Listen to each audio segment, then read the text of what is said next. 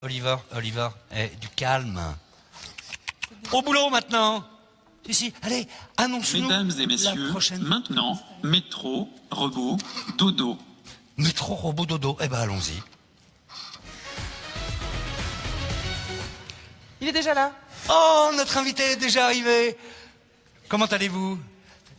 Eh bien, pour parler du travail connecté, on l'a compris, des usines connectées, merci d'accueillir notre invité qui s'appelle Daniel Bourric et qui vient de la société, on va même dire du groupe Thales Aliena Space. La voix va très bien présenter ce groupe. Thales Aliena Space est un groupe international présent en Belgique, l'un des leaders de l'industrie spatiale. Ces satellites sont conçus et assemblés dans des usines 4.0 avec des robots d'un nouveau genre, des cobots. Des cobots. On va en parler. Daniel Bourric, vous êtes directeur projet usine 4.0. C'est quoi une usine 4.0? Alors, une usine 4.0, on parle du 4.0, c'est la 4e révolution industrielle dans l'histoire, c'est l'usine connectée.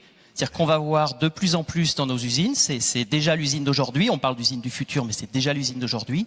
On va avoir des machines qui parlent entre elles, des machines qui échangent avec nos équipes, qui échangent des données, qui échangent des informations. On les voit à l'image là, on appelle ça des cobots. Ça vient d'où ce mot?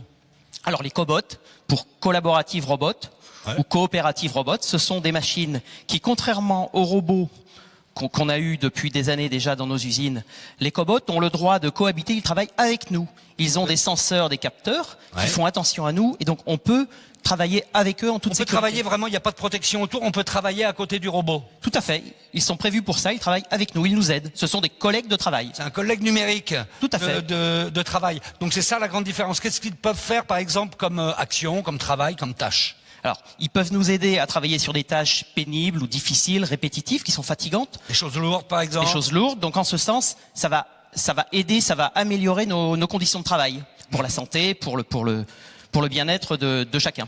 D'accord. En termes de productivité, je suppose que c'est plutôt intéressant pour les entreprises. On fait pas ça pour le plaisir d'innover, bien entendu, mais c'est aussi pour la qualité des produits. Nous, on fabrique des équipements pour des satellites et on a besoin d'être sûr que quand on va le lancer là-haut, il va fonctionner. Donc ça contribue également à la qualité, mais bien sûr aussi à la compétitivité. Daniel Bourric, vous n'allez pas échapper à la question habituelle quand même. Est-ce que les robots, finalement, vont prendre un peu la place des hommes? Parce que là, ça se développe énormément. Dans les entreprises, dans les usines.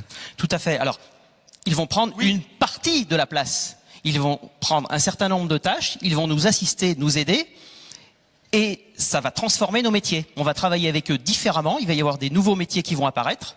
Ça c'est clair, on le voit déjà actuellement, il y a par exemple des coachs de robots. Oui. Ça existe? Oui, ça existe. Il faut apprendre à travailler avec eux, à faire fonctionner nos équipes avec eux. Donc on a besoin d'apprendre tout ça à fonctionner. On est en train de prendre en main toutes ces technologies. D'accord, donc c'est en train vraiment de changer le profil des métiers, ça va être des formations différentes. Oui, dans transformation, il y a formation, et c'est très important, il va falloir que tout le monde va être touché par ces nouvelles technologies dans tous nos métiers. D'accord, moi j'aimerais avoir l'avis du public sur ce sujet. J'aimerais que tu aies la gentillesse de consulter notre public avec ce qu'on appelle un nuage de mots. On vous en a parlé tout à l'heure. Oh bah avec plaisir Fred, avec plaisir. Mesdames et messieurs, sortez vos GSM. Je vais vous proposer une phrase et vous allez écrire le ou les mots que vous inspire cette phrase. Le mot le plus cité apparaîtra en gros. Écoutez bien. Attention, qu'Altesse, ça va être à vous. À quel mot robot et boulot vous font-ils penser? À quel mot robot et boulot vous font-ils penser? Ouah, il y a des... vous voyez, alors là, il y a un mot qui sort du lot, qui s'appelle chômage. Il y en a un autre qui fait dodo. Ça, c'est quelqu'un qui a copié, oui, dodo. C'est bien, après tout, s'il y a les robots, on peut aller faire dodo. Dodo, allez, dodo, futur, avenir. Qu'est-ce qu'on voit? Né. Bon, je sais pas à quoi ça correspond. Efficacité, réception, innovation. Allez, vous avez encore 10 secondes. Perte d'emploi, avenir, automatisation, Terminator. Ok. Falafel, je vois pas ce que ça va voir. Allez. 5, 4, 3, 2, 1. C'est terminé. Le mot qui ressort le plus. Alors là, c'est... Vous avez vu, hein? Il fallait poser Il la n'a pas question. bougé, Hein? il fallait poser la question. Il fallait poser la question. Rassurez-nous une dernière fois, quand même. Donc, ce qu'on va avoir, c'est des transformations des métiers. Donc bien sûr, certains métiers vont disparaître, mais comme on l'a toujours connu, dans toute transformation, depuis des siècles, il y a des métiers qui disparaissent et d'autres qui apparaissent. Et pour ça, il faut se former. Et ça va dans le sens de ce que disait Monsieur le Ministre au début. C'est très important, l'éducation, la formation des jeunes et des moins jeunes. Très, très, très pour important. Prendre en main tous ces outils. D'où la nécessité d'informer là-dessus. Alors, on a vu des nouveaux métiers qui vont arriver. Il va falloir connaître le numérique, savoir coder, etc. Mais il y a d'autres choses et on va faire une expérience tout de suite. Je vais vous mettre entre les mains de Sabine, ou ça va plutôt être l'inverse, puisqu'il y a quelque chose, une discipline qui va arriver dans les entreprises. C'est aussi le travail assisté par la réalité augmentée. Alors, Prête-moi notre invité, s'il te plaît. allez. Hop, Je vous monsieur laisse. Bourric, venez. Alors, on va se rapprocher d'un plan, d'un élément de satellite, mais on pourrait imaginer la même chose avec un vrai morceau de satellite. Tout à Ça fait. serait Là, c'est la même chose. Là, on est devant un plan qui nous permet d'ailleurs de faire de la formation. On aurait la même chose sur un satellite. Donc là, ça permet à nos techniciens et opérateurs en production d'avoir un visuel de travail en continuité numérique avec ce qu'ont étudié les ingénieurs. Et Alors attendez, j'explique. Là, j'ai un outil, c'est une petite tablette à la base. Sauf que la technologie qui est utilisée là, c'est celle de la réalité augmentée. Et là, on voit déjà apparaître, regardez, vous allez le voir sur les écrans. là, c'est un petit peu près, peut-être. Trop près. Bon, c'est-à-dire que moi, je suis pas vraiment ingénieur en satellite. Un petit peu. Voilà, un petit peu comme ça. Comme Et il y a un ça, truc comme magique ça. qui va arriver normalement. Voilà, Voilà. C'est magique. Donc là, on voit Regardez. apparaître nos équipements. Donc là, je suis en train de devoir travailler sur un des équipements. Ouais. Ils apparaissent en bleu. On a des informations complémentaires qui sont fournies à la personne qui doit faire le montage. Il peut tourner autour de la pièce pour regarder des infos complémentaires en 3D, Ah oui, c'est vrai. avec tout ce qui a été prévu.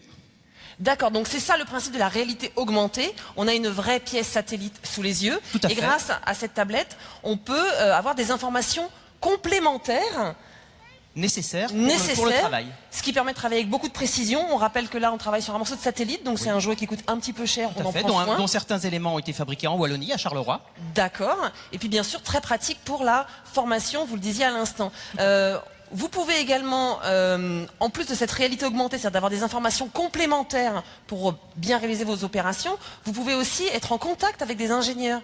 On peut travailler à distance. Si on a besoin de faire appel à un expert, on a la possibilité de ce qu'on appelle en anglais remote access. On peut faire appel à un expert qui peut nous assister dans le... D'accord, donc dans avec le la tablette, le même principe qu'un Skype ou un FaceTime, l'ingénieur vient communiquer avec vous via la tablette, donc Tout à il fait. voit ce que vous êtes en train de faire avec le même outil. Oui. D'accord, l'ingénieur voit ce que vous faites et peut vous conseiller ou vous recommander le bon geste, le bon outil. Complètement. Et alors, la cerise sur le gâteau, vous n'êtes pas obligé de les mettre, mais vous pouvez les Si, montrer. je vais le mettre. Vous tenez absolument. Bah voilà. Vous pouvez aussi travailler avec des lunettes de réalité augmentée, ce qui fait que vous obtenez les mêmes informations que sur la tablette, Tout à fait. mais vous avez les mains libres. J'ai les mains libres pour travailler. Waouh, c'est génial. Merci. Et j'accède au même dispositif d'information que j'ai sur ce modèle. Voilà, ce qui permet donc un travail beaucoup plus rapide, beaucoup plus précis et des formations beaucoup plus précises. Alors on parle d'opérateurs ou de techniciens augmentés, en fait. C'est-à-dire que ça améliore notre capacité à produire le matériel dans de bonnes conditions. Et ça fait partie des métiers qui existent déjà aujourd'hui et qui vont encore se développer demain. Donc, gardez espoir. Merci beaucoup, Tout à fait. Monsieur Bourric. La voix... Oui.